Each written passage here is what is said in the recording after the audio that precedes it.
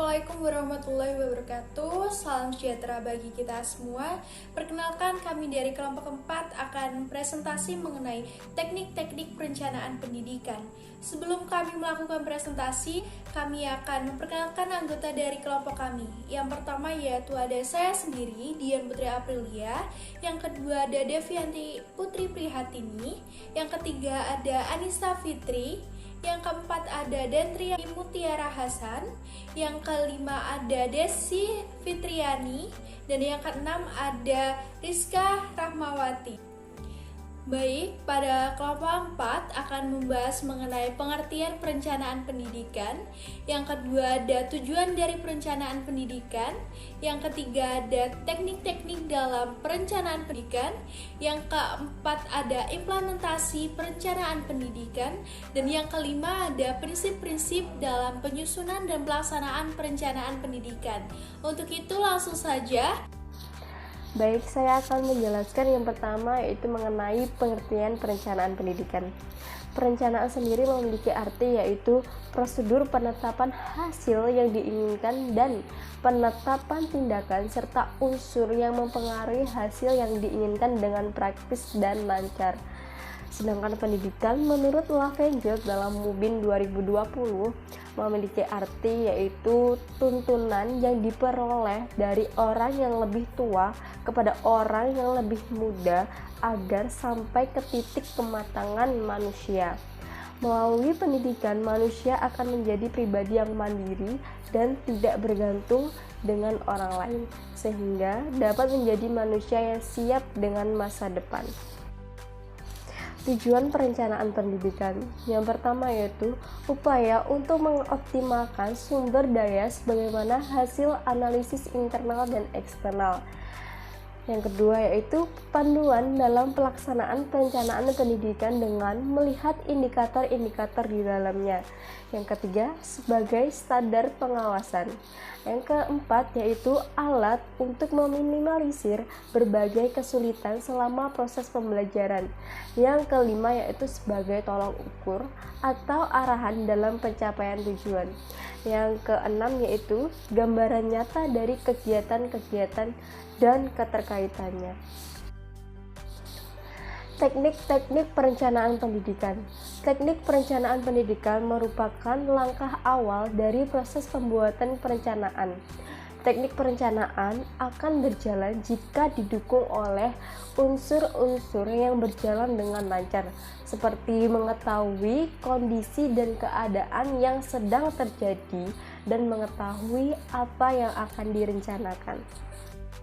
Teknik perencanaan sendiri ada beberapa macam. Yang pertama yaitu diagram balok, yang kedua yaitu diagram Milestone, yang ketiga yaitu PERT, yang keempat yaitu CPM atau Critical Path Method, yang kelima yaitu rencana operasi. Selanjutnya yaitu diagram balok. Diagram balok merupakan diagram yang berfungsi sebagai alat yang menunjukkan gambaran yang berkaitan tentang kegiatan, waktu, dan lama yang dibutuhkan. Adapun kelemahan diagram balok menurut Martin dalam Mubin 2019 yaitu antara hubungan satu dengan lain diagram tidak menunjukkan saling ketergantungan, tidak dapat mengidentifikasi kegiatan kritis atau kegiatan penting yang ditunda akan mengganggu keseluruhan dari proyek, serta adanya penyempurnaan informasi yang disebabkan oleh waktu pemulaian dan penyelesaian kegiatan yang berubah. Hal tersebut mengakibatkan diagram yang sudah dibuat harus diganti seluruhnya.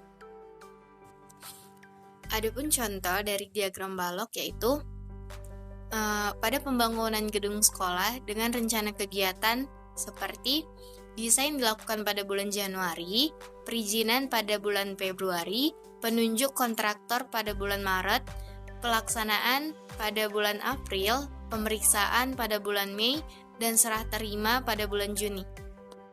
Selanjutnya yaitu diagram Milestone. Diagram Milestone merupakan diagram yang menunjukkan unsur-unsur fungsi, proyek, dan hubungan fungsionalnya. Contoh diagram milestone dalam penyusunan modul pembelajaran, yaitu pertama ada modul terbagi menjadi dua, yaitu ada materi dasar dan kegiatan. Selanjutnya, materi dasar terbagi menjadi dua, ada pokok dan suplemen. Kegiatan dibagi menjadi dua, ada buku tugas dan buku kerja. Buku kerja terbagi menjadi tiga, ada tujuan, isi, dan evaluasi. Sedangkan tujuan terbagi menjadi dua, yaitu TIU dan TIK. Teknik perencanaan selanjutnya adalah CPM atau Critical Part Method. CPM merupakan suatu teknik perencanaan yang digunakan dalam suatu proyek yang memerlukan analisis data biaya. CPM akan menghitung jumlah biaya yang dilaksanakan dalam serangkaian seluruh proyek dan juga berapa lama proyek akan dikerjakan.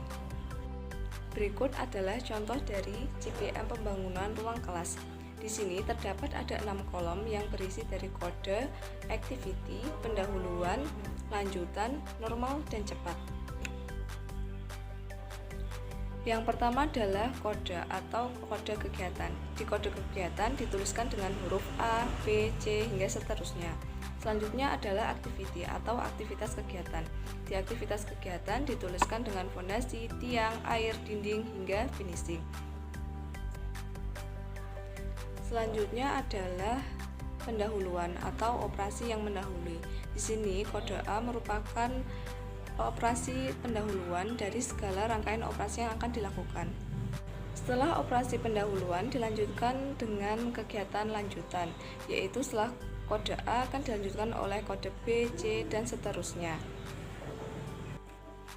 Kolom selanjutnya adalah normal dan cepat. Normal merupakan operasi yang dilaksanakan pada waktu normal, sedangkan cepat merupakan operasi yang dipercepat, yang mana operasi yang dipercepat membutuhkan biaya yang lebih banyak karena membutuhkan tenaga yang banyak juga. Selanjutnya, di kolom normal dan cepat terdapat T dan S. T berarti berapa hari, minggu, atau bulan yang dikerjakan dalam waktu kegiatan dioperasionalkan, sedangkan S merupakan biaya per hari, per minggu, atau per bulan selama operasi dilaksanakan. Teknik perencanaan selanjutnya adalah PERT. Menurut Richard Dalamobin, PERT merupakan suatu teknik manajemen di dalam merencanakan dan mengelola suatu proyek yang memiliki sifat tidak berulang-ulang dan non-repetitif. Selanjutnya adalah langkah-langkah PERT. Pertama, memikirkan dan menuliskan semua peristiwa yang terdapat dalam proyek, kemudian hapus peristiwa yang mana secara logis telah disatukan. Kemudian dari peristiwa yang masih besar menjadi peristiwa yang lebih kecil. Jadi kita itu mengidentifikasi kegiatan peristiwa dan proyek tadi itu menjadi lebih spesifik. Langkah selanjutnya yaitu membuat nomor urut sesuai dengan urutan waktu di dalam kertas. Jadi kita itu menentukan urutan yang tepat dari kegiatan dan peristiwa tersebut. Langkah ketiga yaitu membuat list peristiwa secara serial, yang dimulai dari peristiwa pertama yang merupakan awal mula peristiwa dalam proyek hingga peristiwa terakhir. Jadi dengan menyusun dan menunjukkan sifat urutan dari kegiatan tersebut. Selanjutnya kita menunjukkan peristiwa dahulu yang terdekat, kemudian meletakkan peristiwa tersebut dalam daftar. Jadi peristiwa keempat ini kita mencari waktu rata-rata atau waktu yang diharapkan untuk bisa ditampilkan di dalam diagram. Selanjutnya, membuat jaringan kerja dengan menempatkan peristiwa menjadi urut-urutan dari peristiwa 1 hingga terakhir. Jadi kita itu menentukan dengan cara menjumlahkan waktu setiap kegiatan mulai dari awal hingga akhir proyek. Contoh diagram PERT. Diagram PERT ini digambarkan dalam bentuk lingkaran, yang mana lingkaran itu merupakan peristiwa ataupun kejadian dari suatu kegiatan. Garis itu digambarkan atau menunjukkan kegiatan yang mana memerlukan waktu dan sumber diantaranya tenaga atau perlengkapan. Misal, dari rekan saya Dadi Anissa kan sudah dijelaskan bahwa A merupakan fondasi, B merupakan tiang, C merupakan air, dan lain-lain sebagainya. Jadi, dari kegiatan A fondasi ini menuju kegiatan B dan C, dan dari kegiatan B menuju ke D dan E. Jadi itu diagram PERT ini lanjutan dari menunjukkan tapi dengan diagram yang berbeda. Ini adalah contoh dari diagram. Selanjutnya akan dijelaskan oleh rekan saya. Selanjutnya yaitu ada implementasi perencanaan pendidikan. Untuk pengertiannya sendiri, implementasi perencanaan adalah pelaksanaan suatu program atau kegiatan yang disusun secara sistematis terlebih dahulu guna untuk mencapai tujuan yang diinginkan. Dalam pengimplementasian perencanaan pendidikan, tentu saja kita harus memperhatikan prinsip-prinsip dalam pelaksanaan dan penyusunan. Baik, dalam pengimplementasian perencanaan pendidikan sendiri, kami telah mewawancarai sekolah yang ada di sekitar kita, yaitu Sekolah SLBC Autis Kedung Kandang, Jalan Ali Nasudin nomor 2 Kota Malang, yang mana kita telah melakukan wawancara pada sekolah tersebut, dan sekolah tersebut melakukan perencanaan pendidikan dalam pembuatan gedung sekolah. Baik, langsung saja, sekolah tersebut melakukan perencanaan pendidikan, yaitu diantaranya pertama yaitu kegiatan perencanaan yang dibutuhkan dalam sekolah ini adalah kegiatan pembiayaan dan manajemen sekolah. Yang kedua yaitu ada perencanaan pembangunan yang dimana didasarkan pada visi misi serta tujuan dari sekolah tersebut. Dan yang ketiga yaitu pada proses awal kegiatan perencanaan pendidikan sendiri, sekolah ini melakukan kegiatan rapat terlebih dahulu baik dari Dewan Guru, Komite, dan Paguyuban.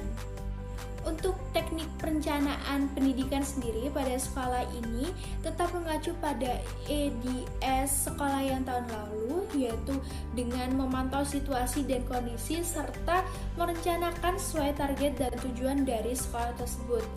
Adapun beberapa kendala sekolah yang dialami ketika melakukan perencanaan pendidikan. Salah satunya yaitu kebijakan pemerintah yang tidak stabil.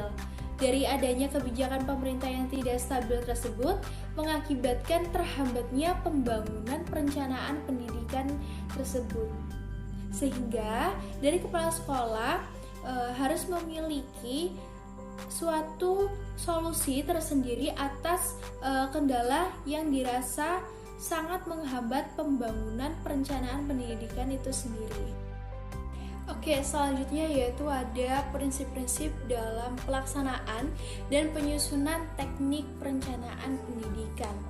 Dalam prinsip-prinsip ini harus diketahui oleh seorang perencana pendidikan, yang mana prinsip-prinsip ini menjadi dasaran atau fondasi dalam menyusun perencanaan pendidikan. Yang pertama yaitu perencanaan bersifat interdisipliner. Karena yang perlu kita ketahui bahwasanya pendidikan ini sebenarnya sudah memiliki interdisipliner, terutama dalam pendidikan yang berhubungan dengan pembangunan manusia. Yang kedua yaitu ada perencanaan pendidikan ini bersifat fleksibel, tidak kaku tetapi dinamis dan dapat menjawab kebutuhan masyarakat pada bidang pendidikan. Hal ini dapat disampaikan bahwasanya perencanaan pendidikan juga harus sesuai dengan kepentingan publik. Sehingga perencanaan pendidikan ini juga harus bersifat objektif dan masuk akal. Selanjutnya yaitu perencanaan dinilai dari apa yang kita miliki. Yang kelima yaitu rencana adalah alat untuk mengumpulkan kekuatan secara terkoordinasi. Dan yang perlu kita ketahui bahwasanya perencanaan ini harus didasarkan pada data. Apabila perencanaan tidak didasarkan oleh data, maka perencanaan tersebut tidak dapat ada kekuatan yang diandalkan. Nah, untuk rencana sendiri yaitu untuk mengendalikan kekuatan sendiri daripada kekuatan orang lain. Dan yang terakhir bahwasanya perencanaan pendidikan ini juga bersifat komprehensif dan ilmiah.